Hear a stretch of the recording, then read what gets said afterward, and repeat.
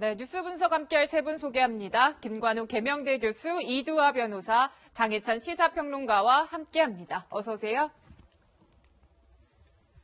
네, 여권의 대권 소식부터 알아보도록 하겠습니다. 자, 이번에는 이재명 경기지사, 이재명 예비 후보의 이 백제 발언 논란부터 저희가 짚고 넘어가 보도록 하겠습니다.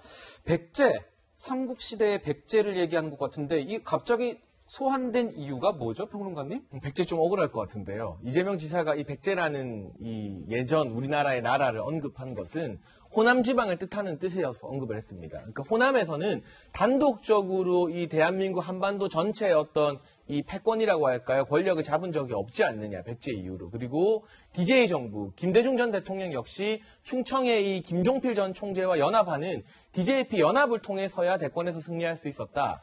그런데 이재명 지사 인터뷰 전문을 보면 그래서 호남만 가지고는 안 된다는 뜻은 분명히 아닌 것 같아요. 네. 그 당시에 이런 대화를 나누던 당시가 1년 전이라고 합니다. 그때는 이낙연 전 대표 지지율이 아주 높을 때였죠. 그러다 보니까 이낙연 전 대표가 이 호남 출신으로서 이 대권에서 승리하게 된다면 역사적인 의미가 있는 것이다. 어떻게 보면 이낙연 전 대표를 띄워준 의미에서 썼던 말인데 네. 이게 특정 어떤 문장이 와전되어서 딱 이 문장만 떼놓고 보면 마치 호남으로는 안 된다. 백제 후예들로는 대선에서 승리 못한다. 이렇게 호남을 좀 폄하하는 걸로 잘못 오독될 여지가 있거든요. 그런데 지금 이낙연 캠프나 정세균 캠프에서는 백제라는 단어를 들어서 이재명 지사를, 현 지사를 굉장히 강도 높게 공격하고 있고 지역 감정이다. 네. 이재명 지사는 억울하다. 이거 말 뜻 알지 않느냐. 네. 이낙연 대표가 직접 나와서 해당 캠프 관계자들 처벌해라. 서로 강경하게 대치하고 있는 국면입니다. 네, 지금 보면 오늘 아침입니다. 오늘 아침 오전에 이 이재명 후보 캠프에서 긴급 기자회견을 가졌습니다. 그래서 이 백제 논란과 관련해서 이런 얘기를 했습니다. 자, 사실 왜곡 중단 촉구하는 기자회견인데요. 그 내용들은 이렇습니다. 망국적 지역주의를 조장하는 듯한 발언들이 나오고 있다. 네거티브 자제를 촉구한다. 정말 경선 과정에서 부끄러운 일들이 일어나고 있다. 이렇게 이재명 후보 측에서 반박하고 있는 기자회견을 오늘 오전에 조금 전에 했습니다. 네, 이렇게 기자회견까지 한 이유, 다른 후보 캠프에서 굉장히 거세게 공격을 하고 있기 때문일 것 같습니다. 내용들을 좀 보면요. 전남 영광 출신의 이 전 대표 그리고 전북 진안 출신의 정세균 전 총리 각각 SNS에 글을 올려서 반박을 했는데요. 자, 이낙연 전 대표 뭐라고 했냐. 호남 출신 후보의 확장성을 문제 삼았다. 영남 역차별 발언을 잇는 중대한 실언이다. 이렇게까지 말을 했고요. 또 정세균 전 총리는 정치적 확장력을 출신 지역으로 규정하는 관점이 좋지 않다. 이렇게 얘기를 했습니다. 교수님. 이렇게까지 콕 집어서 호남 후보 불가론으로 해석해서 반발하는 이유는 뭡니까? 그런 프레임을 좀 구성하고자 하는 그런 의도가 여기에 네. 이제 내재돼 있다 이런 생각을 하는데 작년 7월 30일이에요. 이 만남이. 그리고 그때 당시의 지지율을 본다면 이낙연 후보가 25%에서 27% 왔다 갔다 할 때입니다. 그러면 이재명 지사는 얼마였느냐? 12%에서 한 13%, 거의 절반 정도뿐이 안 되는 상황이었어요. 그래서 저는 이 부분이 호남 중심으로 한번 통합되는 기회를 한번 가져보는 것으로서는 이 후보가, 여기서 이 후보는 이낙연 후보입니다. 이낙연 후보가 굉장히 적절하고 좋은 상태니 좀 잘 해보십시오. 이런 취지였던 것 같은데 이것이 호남 후보 불가론으로 규정을 하는 것은 좀 네. 저는 적절치 않다고 네. 생각을 해요. 이것의 시작은 사실은 어떻게 보면 적통 논란에서부터 시작하거든요. 네. 그것이 이어져서 이제 지역주의까지 온다 그러면 지금 민주당에게 바라는 그런 많은 지지자들 또는 국민들의 어떤 희망이 있고 기대가 있는데 이런 부분들 적통 그리고 지금 지역주의의 어떤 부분들 다 소모적이고 어떻게 보면 이 과거의 어떤 하나의 어떤 잔재로서 이제 버리고 가야 될 하나의 그런 부분인데 이거를 되살려가지고 이 국면에서 하나의 어떤 기준으로 활용하고자 한다 그러면 저는 국민들이 굉장히 실망할 거라고 생각해요. 네. 교수님 그 말씀 가운데 구체적인 수치를 말씀해 주셨는데 그게 지난 제가 그래서 들어오기 네. 전에 찾아봤어요. 그랬더니 2020년 이 5월, 6월, 7월 그때 어떤 수치들이 쭉 있더라고요. 그래서 네. 그거를 지금 말씀을 드리고 있는데 네. 뭐 아주 정확하지는 않을 수 있지만 그 추세는 그런 추세였던 것으로 제가 파악을 해서 그런 상황 속에서는 이재명 지사의 어떤 생각이 이게 호남 후보 불가론이라는 것이 아니라 이게 잘 될 수 있다 그런 희망을 주는 메시지의 성격이 더 컸다 이렇게 생각합니다. 네, 이번 선거와는 뭐 그렇게 직접적인 관련이 없는 수치긴 하지만 그래도 이 시청자분들의 어떤 이해를 위해서 저희가 관련 그 수치가 있으면은 추후에 게시판에 올려드리도록 하고요. 또 패널 여러분들께서도 말씀해 주시는 가운데 혹시 이 수치에 대해서 말씀하시고 싶으신 게 있으시면 저희가 준비한 자료를 토대로 말씀해 주시면 감사하겠다는 말씀 드리겠습니다. 자, 계속 넘어가도록 하겠습니다. 변호사님, 보니까 지금 아침에 벌써 이렇게 우원식 의원이 나와서 얘기를 했습니다. 뭐 이렇게 네거티브 계속하고 있으면 이재명 후보 측에서는 당황할 수밖에 없다. 이렇게 조장하지 말라. 이렇게 얘기했는데 김두관 예비 후보 같은 경우에도 이 지역주의 불러내지 말라면서 이낙연 후보 측과 정세균 후보 측에 지적을 했습니다. 김두관 후보는 이재명 후보 측을 이렇게 대신해서 반박해주는 그런 역할도 좀 하고 있는 것 같아요. 예. 사실 이제 이낙연 후보하고 이재명 후보의 구도가 가장 선명하잖아요. 그러니까 이낙연 후보는 지금 그 추세가 올라가는 추세고 그렇기 때문에 따라잡을 수 있고 1등을 탈환할 수 있다 이런 생각을 하고 뭐 네거티브든 검증이든 무엇이든 좀 적극적인 공세를 펼치고 있는 것 같습니다. 그런데 비해서 이제 이재명 후보는 이제 예비 경선 과정에서는 부자 몸조심한다 이런 평가를 많이 받았거든요. 근데 네. 이제는 그렇게 너무 수세적으로 하진 않고 이 부분에 대해서 좀 적극적인 방어를 하기 위해 노력을 하고 있는 것 같은데요. 그에 비해서 김두관 후보의 스탠스가 왜 이러냐 하면 김두관 후보는 제가 이런 말씀드리면 기분이 어떨지 모르겠지만 1등을 하실 가능성은 별로 없잖아요. 그렇죠? 조심해 주셔야 됩니다. 그렇죠. 발언은 조심해 주셔야 됩니다. 가능성이 네. 낮으시잖아요. 개인적인 그렇죠? 의견이라는 점. 제 네. 개인적인 의견이고 이낙연 후보보다는 가능성이 낮으시잖아요. 그러니까 오히려 추미애 후보하고 김두관 후보가 본인은 지지층이 겹친다고 생각하고 추미애 후보를 비판하거나 그다음에 이재명 후보가 이제 우위에 있으니까 이재명 후보를 좀 지지하는 발언을 하면서 본인의 정치적 진로에 대해서 고민을 하고 있는 걸 보여주는 것 같습니다. 네. 그러니까 다음에 정권이 재창출된다든가 하면 그때 본인의 역할을 무엇을 할 것인가. 그럼 지금 수위를 앞서는 후보를 도와줬을 때 사실 본인이 역할이 좀 더 늘어나지 않을까. 그리고 정치적으로 여러 가지를 활로가 있다고 생각하고 지금도 이재명 후보를 도와주는 발언을 하고 보통 추미애 후보와는 그 지지층이 겹친다고 생각해서 비판적인 발언을 많이 하고 있는 거 아닌가 싶습니다. 정치권에 오래 계신 분들 이런 얘기 많이 하지 않습니까? 뭐 노정객 이런 분들은 뭐 정치는 샘물과도 같아서 어떻게 흐를지 네, 모른다. 아직 그냥, 순위 어떻게 될지 모르고 최종 후보 누가 될지 모른다는 점 다시 한번 말씀드리고 가겠습니다. 네, 뭐 김두관 후보는 이재명 후보를 돕고 있지만 야권에서는 콕 집어서 더 세게 비판을 하는 분이 있으세요. 홍준표 의원이 SNS에 글을 올려서 비판을 하면서 이 지사가 민주당의 후보가 되면은 우리한테는 오히려 좋다 이렇게 얘기를 했더라고요. 속내가 어떤 겁니까? 글쎄요, 일단은 야권 입장에서는 이 이낙연 후보와 이재명 후보의 싸움이 치열하면 치열해질수록 과거 2007년도 한나라당 경선처럼 누가 최종 후보가 되던 나중에는 원팀을 이루기 힘들어질 것이다. 그리고 네. 각 캠프에서 지금 네거티브 수위가 점점 올라가고 있는데 네. 이 과정에서 예를 들면 가족 문제라든가 측근 문제를 본격적으로 건드리기 시작하면 이미 그런 징조도 보이고 있습니다. 이러면 누가 최종 후보가 돼도 제가 앞서 말했듯 감정의 골을 메우기가 불가능해지거든요. 그렇게 되면 민주당 전체의 화력이 약화되는 것이고 이 민주당 내부의 네거티브 과정에서 나온 어떤 불씨들이 본선에서 새로운 네거티브 요소로 작용하게 될 여지도 있습니다. 당연히 대세론으로 밋밋하게 경선이 끝나는 것보다는 아주 치열하게 결선 투표까지 가서 이재명 캠프와 이낙연 캠프가 서로 사생결단으로 싸우는 게 낫기 때문에 아직까지는 주요 여론조사에서 2등으로 나오고 있는 이 이낙연 캠프 쪽에 다소 우호적인 발언을 하는 야권 후보나 야권 내 이 뭐 정치인들이 조금 많아지는 것 같습니다. 그런데 제가 말씀드리고 싶은 건 이 네. 인터뷰 전문전 다 봤거든요. 네. 제가 평소에 이재명 지사 비판 많이 하잖아요. 근데 이게 결코 호남 홀대론의 맥락은 아니었어요. 본질을 보면 전후 맥락을 보면 이게 호남 홀대론이 아니란 걸 알 수 있는데 과거 저는 윤석열 후보 120시간을 이 여권 후보들이 공격했을 때도 그렇고 지금 이 백제 이야기도 그렇고 앞뒤 문장을 보면 본질을 알 수 있는데 말꼬리만 잡아서 이렇게 꼬투리 잡기로 네거티브를 하는 문화 사실 이재명 지사도 그런 네거티브를 많이 했기 때문에 자유로울 수는 없죠. 네. 자업자득이라 표현할 수도 있지만 본질을 외면하고 자꾸 말꼬리 잡기식으로 이렇게 네거티브를 하는 게 과연 국민들 보기에 올바른 방식의 대선 경선인지에 대해서는 회의가 좀 드는 측면이 있습니다. 네. 지금부터는 시계를 17년 전으로 돌려볼까 합니다. 노무현 전 대통령 탄핵 정국 당시 이낙연 전 대표의 행적을 두고 후보들이 정면 충돌하는 모습입니다.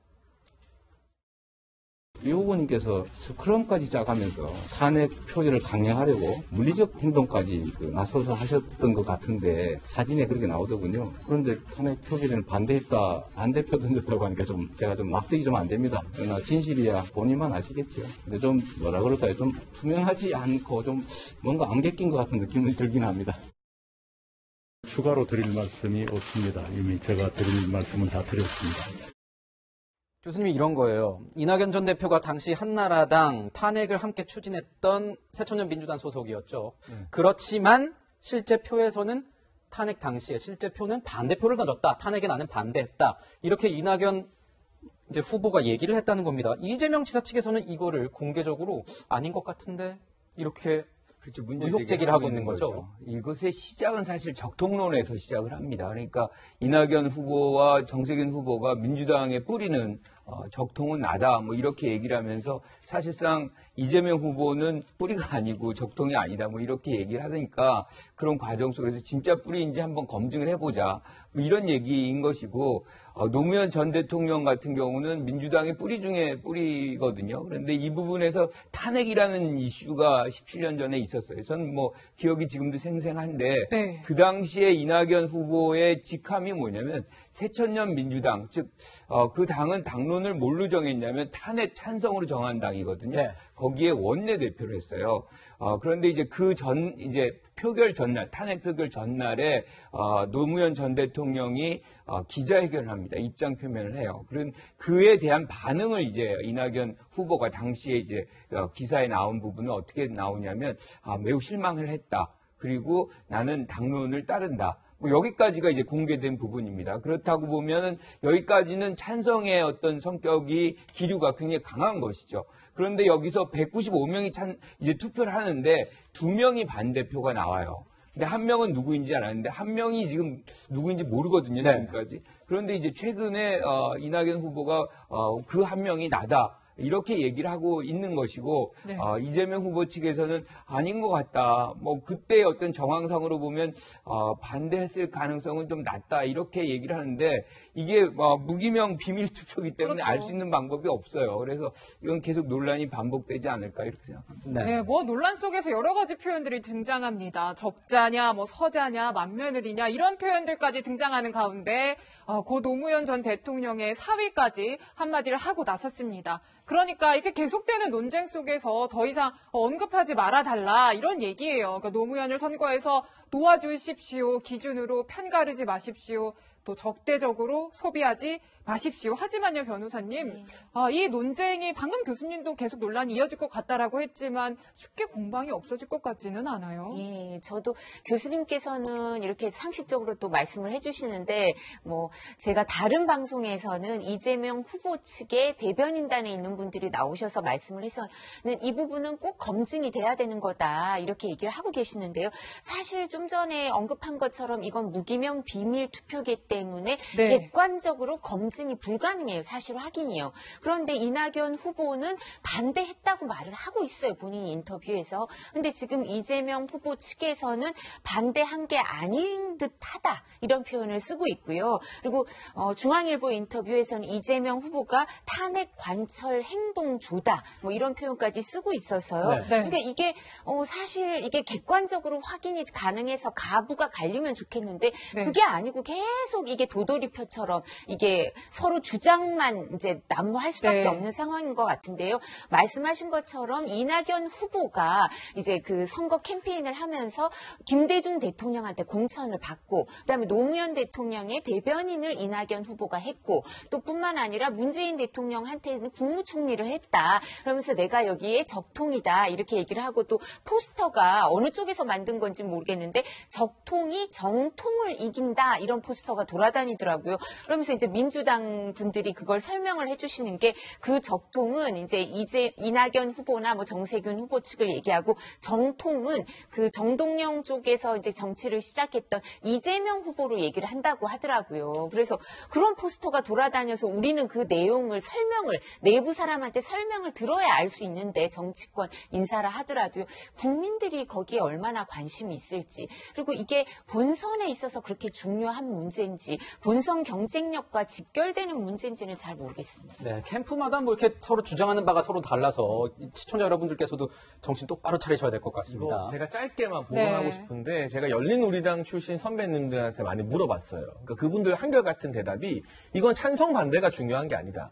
표결에 참석한 것 자체가 사실상 탄핵에 동조하는 것이다라는 말을 하더라고요. 그 당시에 의결 종족수 180석을 못 채우게 하는 것이 열린우리당의 이 주된 전략이었는데 네. 어쨌건 이낙연 후보가 당시에 표결에 참석한 것 자체가 탄핵을 반대했던 열린우리당의 이 주류 그 당시 의원들이 보기에는 이거는 한나라당 편에 선 것이다. 이런 평가를 하고 있고 지금 이낙연 캠프에서 상암본부장하고 있는 서른 의원이 당시에 공개적으로 이낙연 의원이 사과해야 된다고 요구를 했습니다. 또 동아일보 기자였던 윤영찬 의원, 지금도 이낙연 캠프 정무실장이죠. 본인 기사에서 이낙연 의원 찬성했다고 아예 확정적으로 기사를 썼습니다. 이런 여러 가지 아킬레스건들이 이낙연 후보 측에 있기 때문에 저는 과연 과거 문제로 이 대선 판도를 좀 논하는 게 옳은가 따져보면 좀 고개를 갸웃거리게 되지만 네. 진실만 놓고 본다면 표결에 참석했다는 것 자체가 이낙연 후보에게는 상당한 악재로 작용하게 될 전망입니다. 네, 뭐 이렇게 노무현의 적자냐, 서자냐, 맏며느리냐 여러 가지 얘기가 나오고 있습니다. 즉 노심이 중요하다 이런 거겠죠. 노심 외에도 문심, 문재인 대통령의 마음은 어디에 있느냐를 두고도 후보들 간에 말이 많습니다. 자, 이낙연 전 대표 캠프 상황본부장인 최인호 민주당 의원이 SNS에 올린 글이 하나의 발단이 되고 있습니다. 대통령님을 부탁드린다. 잘 지켜달라. 과연 김경수답다. 자, 김경수 경남도지사, 전 경남도지사라고 이제 해야 될까요? 예. 이 선고가 난 다음에 이 전화 통화를 했다는 겁니다. 이낙연 후보와. 그래서 대통령을 부탁드린다. 여기서 대통령은 문재인 대통령이겠죠. 어떤 일이 있어도 제가 잘 지켜드리겠다. 초질관하는 이낙연 다음이다. 어떤 일이 있어도 대통령을 지켜드리겠다는 게 이낙연 후보가 당시 전화통화에서 김경수 지사에게 밝힌 내용이다.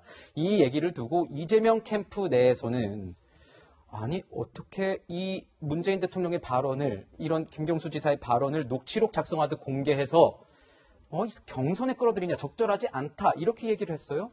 그럴 수밖에 없는 거죠. 왜냐하면 김경수 지사는 상징성을 갖고 있어요. 그러니까 노무현 전 대통령의 마지막 비서관이었고 문재인 대통령 2012년, 17년 선거에 가장 최측근으로서 사실 활동을 했거든요. 그렇기 때문에 친문 지지자들에게 갖는 어떤 상징 의미는 굉장히 크기 때문에 지금 이 말이라는 것이 그들의 어떤 행위를 결정하는데 상당한 영향을 미칠 수 있는 것이거든요. 그렇기 때문에 이런 상황 속에서 이렇게 전화 내용을 모든 것을 공개한다?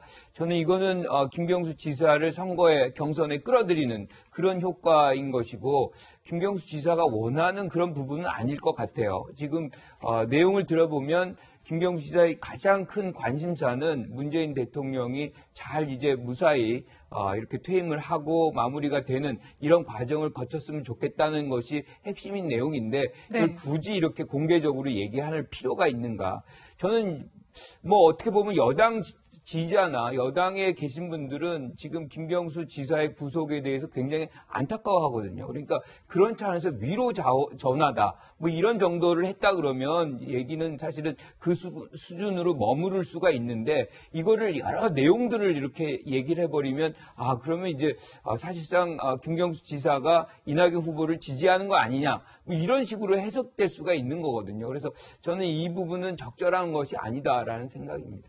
네, 뭐 문심을 놓고도 신경전이 계속 되겠지만 호남 민심을 잡기 위한 이들의 어떤 행보도 계속적으로 이어질 것으로 보입니다. 이제 이재명 경기지사는 주말 1박 2일 광주에서 보낸다라고 해요. 최근에 이제 이쪽 지역에서 조금 상승세를 타고 있는 이낙연 후보를 의식한 것 아닌가 이렇게 해석해도 되겠습니까? 뭐 조금 상승세 정도가 아니라 최근에 이 지역 언론 여론조사 보면요. 역전이 일어났죠. 크로스가 일어나 버렸어요. 네. 근데 이건 굉장히 심각한 징조입니다. 사실 호남은 예로부터 전략 투표를 한다는 말이 정치권에 있지 않았습니까? 그 전략 투표의 핵심은 될 사람 밀어준다. 이길 사람 믿어준다는 것이었어요. 그래서 이재명 지사가 안동 출신, TK 출신이지만 본선 경쟁력이 강하기 때문에 그동안 호남에서 이낙연 전 대표를 이기는 지지율을 받아왔던 것인데 이게 크로스 현상이 일어났다는 건 이낙연을 내보내도 이길 수 있다. 이재명이 오히려 불안한 것 아니냐? 이런 민심이 호남 지역에서 퍼지기 시작했다는 것이고 어느 정도 규정추가 맞기 시작하면 그래도 우리 고향 출신에 대한 선호도가 지역 유권자들에게는 다소 높을 수밖에 없습니다. 호남에서 더군다나 지금 더불어민주당 권리당원의 약 40% 정도가 호남 인구라고 대체적으로 전문가들이 통계 분석을 하고 있는데 이런 상황에서 호남의 역전이 나오게 된다면 이 효과는 수도권이나 경기 지역으로도 퍼지게 됩니다. 왜냐?